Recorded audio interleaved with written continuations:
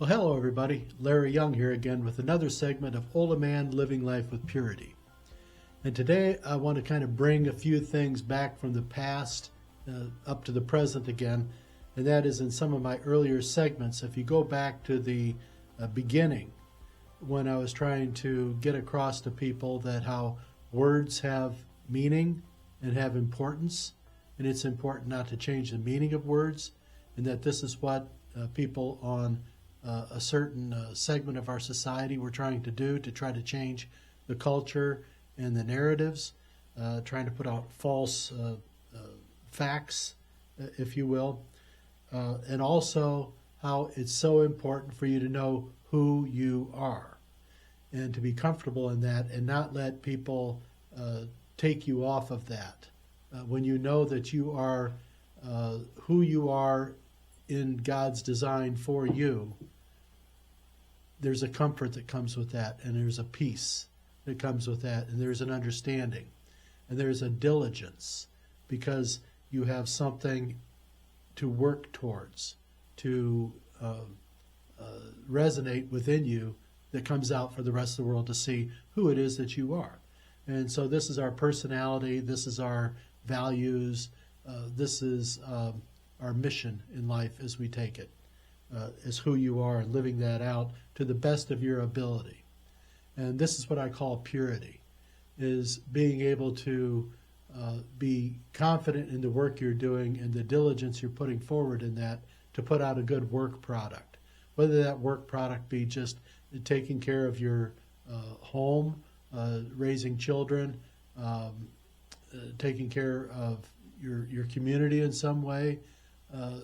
These are values that you put out there, and this is how you drive your decisions.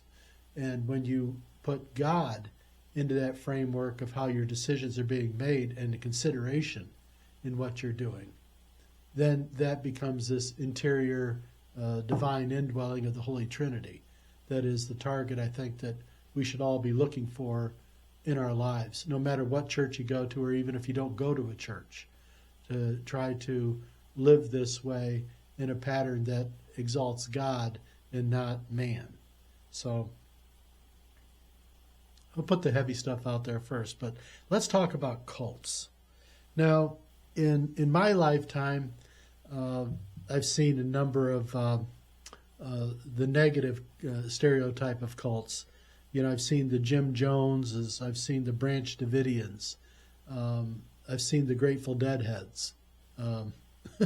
I've seen churches of all kinds that are cults.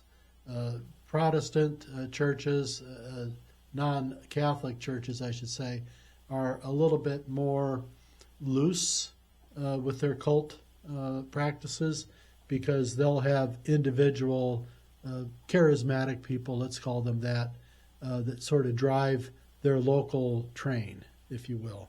So that what a Southern Baptist practices and believes and feels in their day and their teaching might be different than somebody who is a Baptist, say, from Michigan. Just different cultural norms, different expectations, but there's no central leadership or plan that goes across all of them. Now, the Catholic Church is a cult, and it has a power leadership up above and a cascading down, to which Catholics are all supposed to, follow faithfully. I call it sometimes blindly. I think that's the wrong way to go, and I think that's why Archbishop Fulton Sheen preached so strenuously about that it is our responsibility as the lay faithful, whatever church you go to, whether it be Protestant, Catholic, or whatever, to challenge the people in the lead and to keep them straight, because they will wander and they will get off track and they will drive their thinking into the world again. And the Blessed Mother has spoken about this since 1917 in her visits. I don't believe the Catholic Church in its administration and its leadership has really addressed this as much as she has, because it's a sort of a quiet secret that they really don't want to talk about so much is the problems with the priests and the bishops and the leadership that goes forward. And I was told before, well, that's why they have confession for priests too. Well, in the meantime, when a priest has to confess about something, I would say if it's detrimental to the church, it needs to be more of a public confession at that point, so that the rest of the faithful, the people in the pack, aren't led astray and given wrong information. We had a death in the Catholic Church this past week that it's going to be very, very interesting for me to watch what the commentators have to say about this man's passing. And I'm talking about Cardinal McCarrick. It's going to be very interesting to see all the great things that will be said about this guy, in spite of the fact that very, very problematic. I think if the man wasn't a cardinal in the Catholic Church, if he had been a regular lay person, he might have died in prison. Don't know, but the seeds of his story are not very good. So what happens a lot of times with these cults is that many times there becomes a cult within a cult. And this becomes where they have another charismatic person might take up leadership for a certain practice, or devotional practices, they call them, life practices, how they dress, all these types of things, even down to maybe where they would live in a community. So we have these even more, as they drill down into the cult mentality on this and what the faith is supposed to be delivering, they're going to find other little channels where they can find even more depth to put people into and plug these holes and make them part of this devotion, to where, the women have to wear long skirts or wear their hair a certain way. You see them out there. You know what I'm talking about. I'm not going to try to pull everybody out for any kind of, what do they call that? A firing squad type of thing.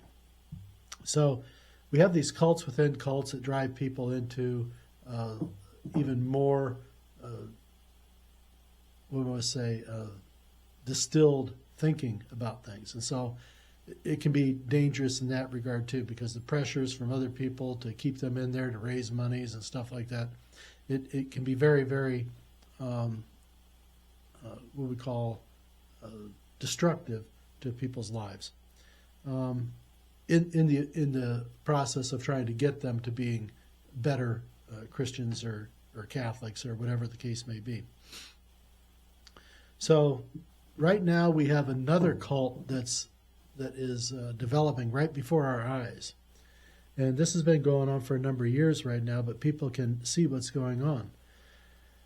Now, in the school systems, you have what we call the 10-10-80 thought process. And that is that as a teacher in a classroom, 10% of the kids in your classroom aren't going to need much of any of your help to get the curriculum down. Present it to them, give them the books, give them the worksheets, give them the instruction. They'll catch the concept pretty much on their own. They really don't need your hands-on help to get it. They might need your hands-on help to go past that, but they really don't need your help to get to the curriculum part. So 10% really don't need the teacher's assistance. They're going to be self-taught, in a certain way. 10% are never going to get it.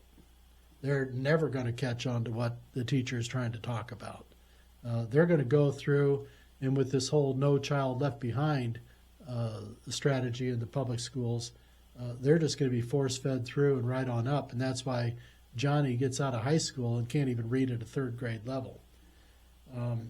And Mary's right there with them. And these kids are just being pushed on through for the sake of not being put back. They're going to be taken care of and compensated with some sort of DEI program or whatever. This is what their plan was. It's not working out to their satisfaction. So we got 10% don't need any help, 10% are never going to get it, so that leaves 80% in the middle. That's who the teachers need to work towards. They need to teach this other 80% of kids who are in the core portion of things, and that's where teachers spend most of their time in the classroom trying to deal with this 80%. There may be other classes for these 10% that are never getting it, and there's other classes for the 10% that don't need your help, advanced training. But for the most part, it's the 80% we got to deal with. And it's in this 80% to where the indoctrinations and the critical thinking changes have been going on. And these are the kids we got to really worry about. Now, a number of these have graduated and gone on, and they become adult citizens. They become also problems. Today we have, by statistical and polling, it appears that 20% of our 20 to 25% of our population is just pissed off for reasons they can't specifically identify.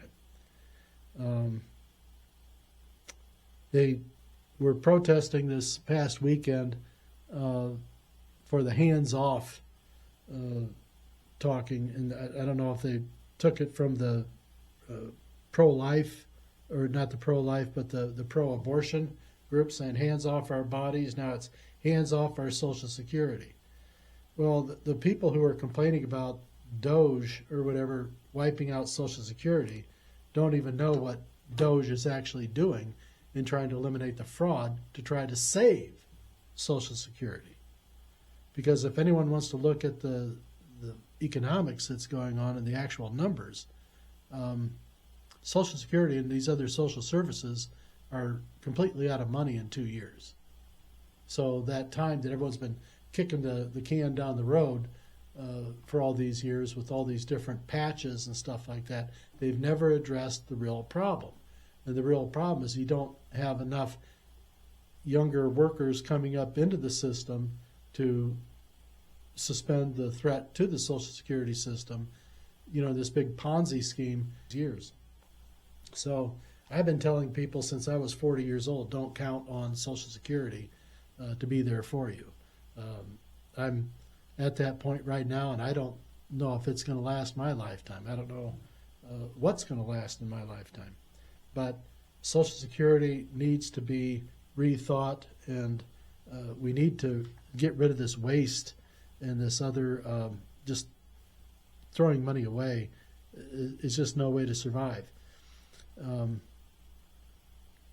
But this 25% of people who have been engaged in this new cult, this wokeism, if you will, or whatever it is you want to call it, these people have been put into some sort of like an endless loop of anger and discontent. They're so hollow. They're so empty themselves on the inside because they never took the time to define who it was that they are, like I hope you have. They haven't taken that time, so they're malleable. They could be moved. They can be made into whatever it is that the current narrative calls for them to do. And so you see them coming out, these empty people with no real thoughts of their own and no constructive ideas about why it is that they're so mad. They're just following the crowd.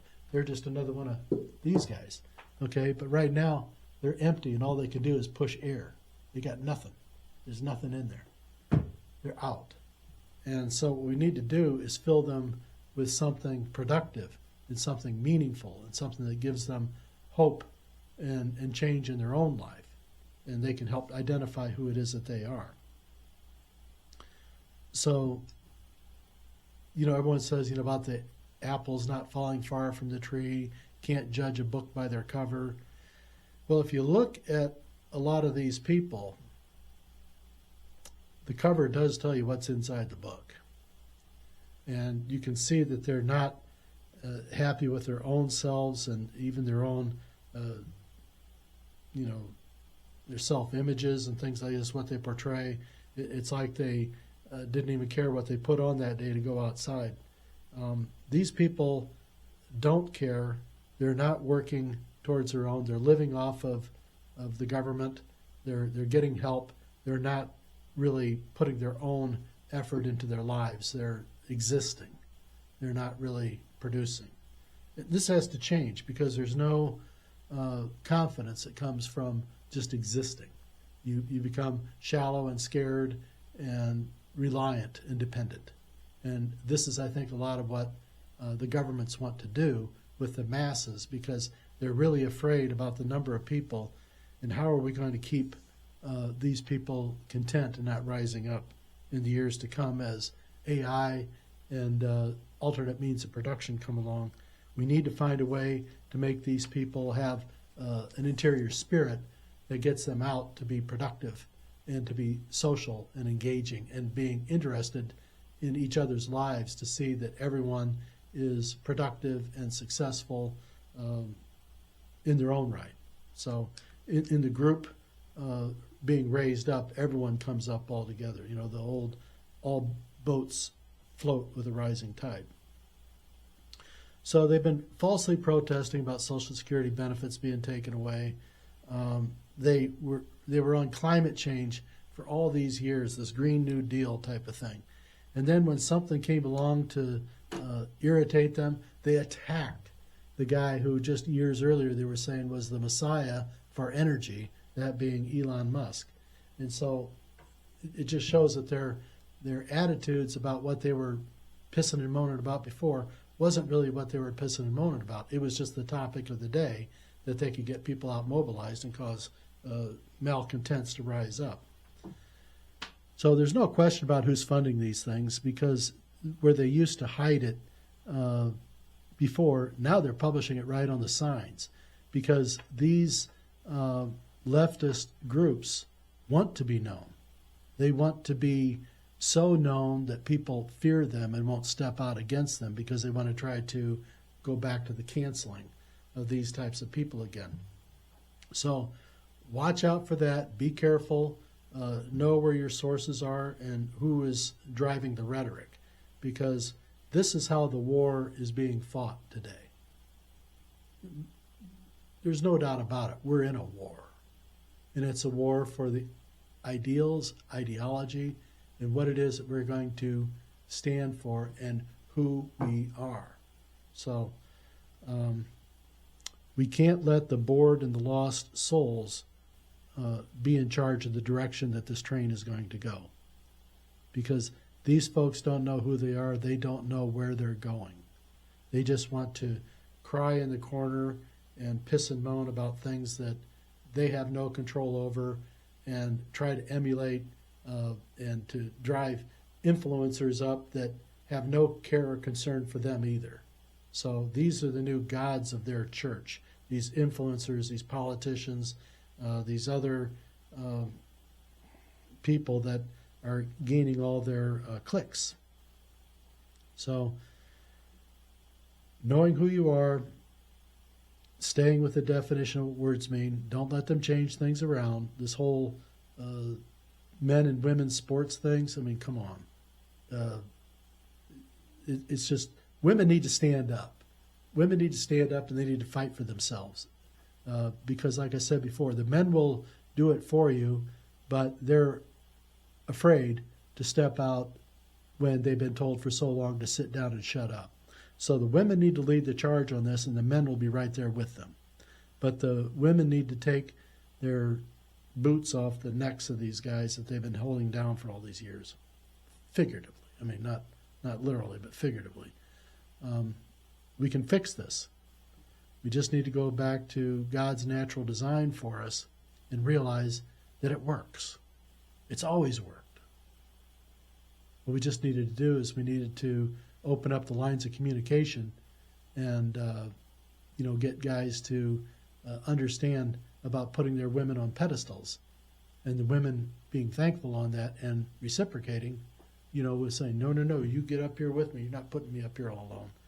By that, you raise each other up continually, and the only way to go up is up, and that's towards God. And so they become more and more confident in their love for each other and more loving. And it shows to other people, and other people want a part of that too. And so they want to be like you. And that's like being like the Holy Family. That's our goals, is try to be in love with each other in our families like the Holy Family was with them.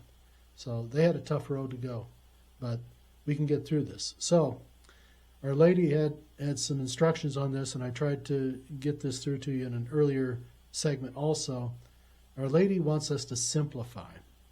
She keeps showing me this, that we need to simplify our lives so the gratitude and thankfulness for the little things becomes so immeasurable that when the big things happen, we're just so overjoyed. So we need to concentrate on your core, and that is the basic things that you need for taking care of your life, because things are going to change. They are changing, but the real change is yet to come. So I believe that the tariffs are going to work, that they're going to fix the inequities in the world, and it's also going to help take care of, I believe, the high interest rates and this inflation that's been going on. Now, will there be some other inflation? Yeah, but it's just going to be like cost write-ups that will end up taking care of themselves as the United States gets back into more production of its own manufacturing goods and supplies, because that's going to not only make us secure nationally, it's going to help take care of us to where we aren't so dependent on other folks, that we can be self-driven and we can lift ourselves out of this on our own. We have the talent, we have the resources, we just need to put our people back to work and put a high level of expectation on them. So I believe the tariffs are going to work. They're going to drive down interest rates because bonds are going to fall in values, and our 30-year mortgage rates are all tied to the 10-year bonds. So as those go down, more mortgages can be refinanced, mortgages can be had at a lower price. The United States can lower its debt by refinancing. These are all good things that lead to positives in our own lives. So watch out for the cults. Be careful. We'll talk more about some of the destructive things I've seen in cults, and some of the good things too. But you have to be careful about the messages that are being driven into your sphere right now. Try to realize who's saying it. Don't trust everything you hear or you see. Wait for them to bring the evidence with them, or as I could call it, the receipts. And we're going to get through this. So be careful out there. Remember, I love you, and I'll be back.